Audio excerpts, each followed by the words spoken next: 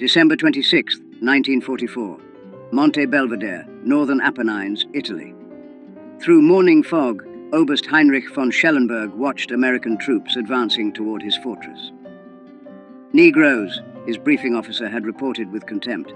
"The Americans have sent us their weakest troops." Former railroad porters playing soldier. Von Schellenberg, a Stalingrad veteran, studied the men through field glasses. The 370th Infantry Regiment, part of the U.S. Army's 92nd Infantry Division, an all-black unit in a segregated army sent to assault the most formidable German defensive position in Italy, the Gothic Line. Wehrmacht propaganda had prepared German soldiers to expect quick surrender from black American troops. Nazi racial theories declared African soldiers inherently inferior in combat, lacking discipline and courage for sustained fighting. What von Schellenberg didn't know was that marching toward his mountain fortress were men who had endured challenges no German soldier could imagine. They had fought racism in their own army, trained with inadequate equipment, and served under officers who expected them to fail. They carried a burden heavier than their packs, the weight of representing an entire race to a world that doubted them. Within 48 hours, von Schellenberg would send an urgent message to Field Marshal Kesselring's headquarters, a message that would force German commanders to reassess everything they believed about racial combat capabilities. The Germans had laughed, but the laughter died in the mountains. This is the story of how the Buffalo Soldiers of World War II transformed from objects of derision into the sledgehammer that cracked the Gothic Line. Subscribe to the channel if you never want to miss stories like this. Most people don't know this history exists. Help us change that.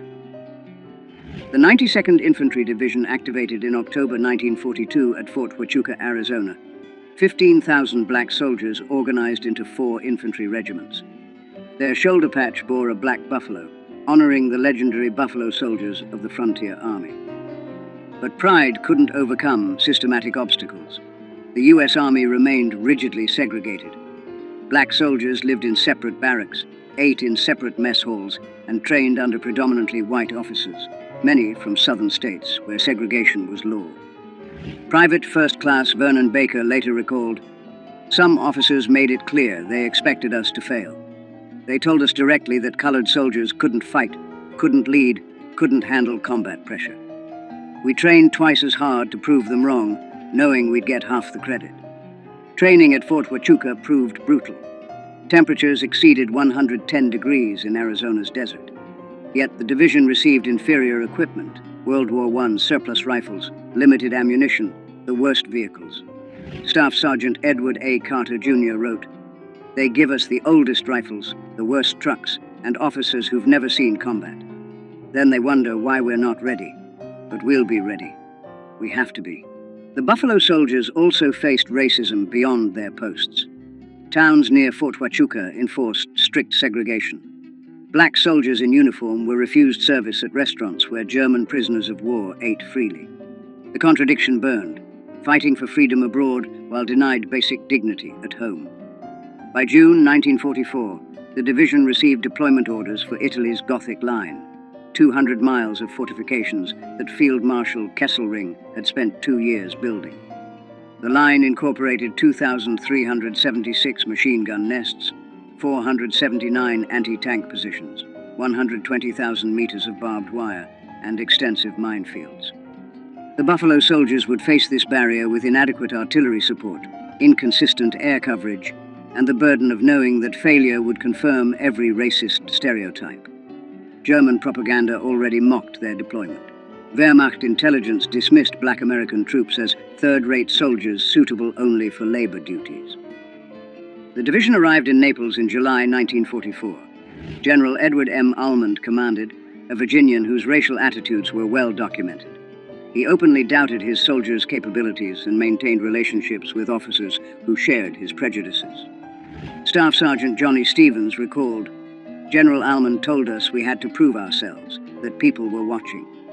What he didn't say, but we all heard, was that he expected us to fail. That made us more determined than any pep talk could have." By December 1944, Allied commanders faced crisis.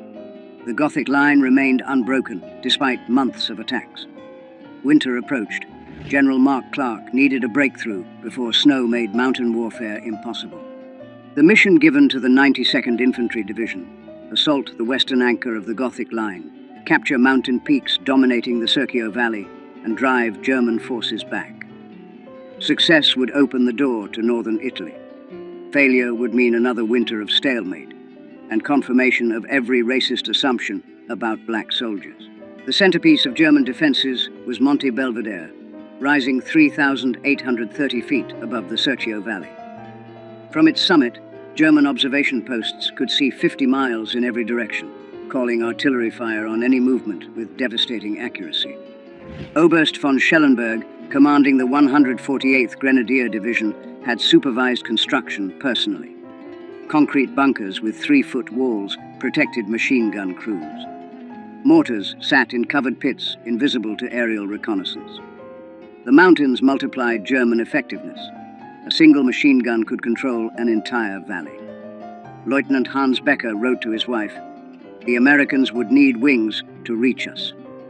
The slopes are so steep that climbing without enemy fire would be difficult.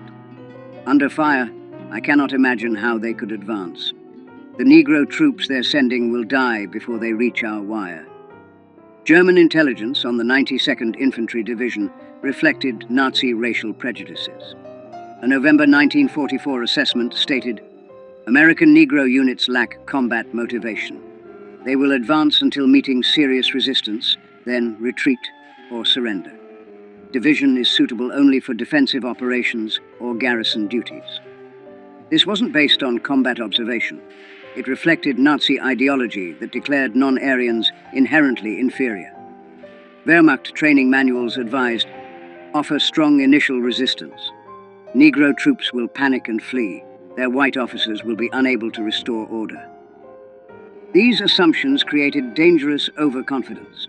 Von Schellenberg positioned forces believing black troops would collapse under artillery fire, never reaching his main defensive line. The Gothic Line's fortifications included S-mines, bouncing Bettys, that jumped 3 feet before exploding at groin height. Barbed wire obstacles, some 30 feet deep, forced attackers into killing zones. German defenders had registered every approach route with artillery. Weather became a German ally. November temperatures ranged from 40 degrees during the day to below freezing at night. Rain fell constantly, turning trails to mud. Morning fog prevented air support. Trench foot became epidemic. The 92nd's medical reports showed 847 cases serious enough for evacuation in November alone. Allied artillery and air support proved inadequate.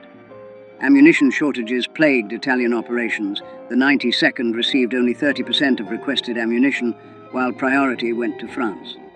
Air support averaged fewer than 10 sorties daily compared to 100 plus in Northwest Europe. The Buffalo soldiers studied their objective, knowing they would assault with inadequate preparation. They would attack at numerical parity against prepared defenses, no 3-to-1 superiority that doctrine required. Success depended on courage, determination, and accepting casualties that would horrify commanders who valued their soldiers equally. But these soldiers weren't valued equally. They knew it. The Germans knew it. Failure would confirm every racist assumption. That burden was heavier than the equipment they carried. December 26, 1944. H hour, 0600. The attack would begin in darkness, on ice-covered slopes, against an enemy expecting them to fail. December 26th, 05:45 hours. Absolute darkness on Monte Belvedere's lower slopes. Men of Company C, 370 Infantry Regiment, checked equipment one final time. Every man carried 60 pounds up slopes where mountain goats struggled. Staff Sergeant Carter whispered final instructions. "Stay low until artillery stops. Watch for mines.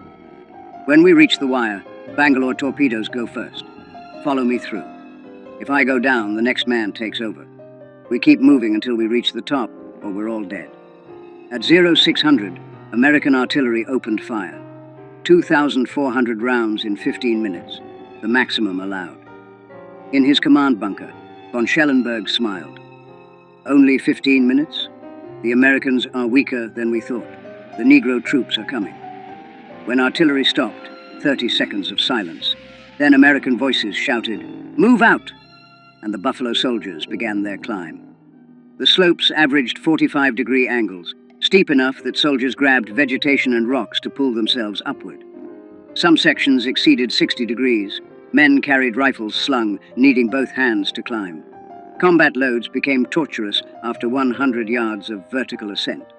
Private James Hendricks described it. You'd climb 10 steps and need to rest, gasping. Your legs burned. Your shoulders ached. You knew if you stopped too long, you'd never start again. So you climbed, one step at a time, listening for the sound that meant Germans spotted you, machine guns opening fire. That sound came at 6:23. German MG-42s, firing 1,200 rounds per minute, swept slopes with interlocking fire. The first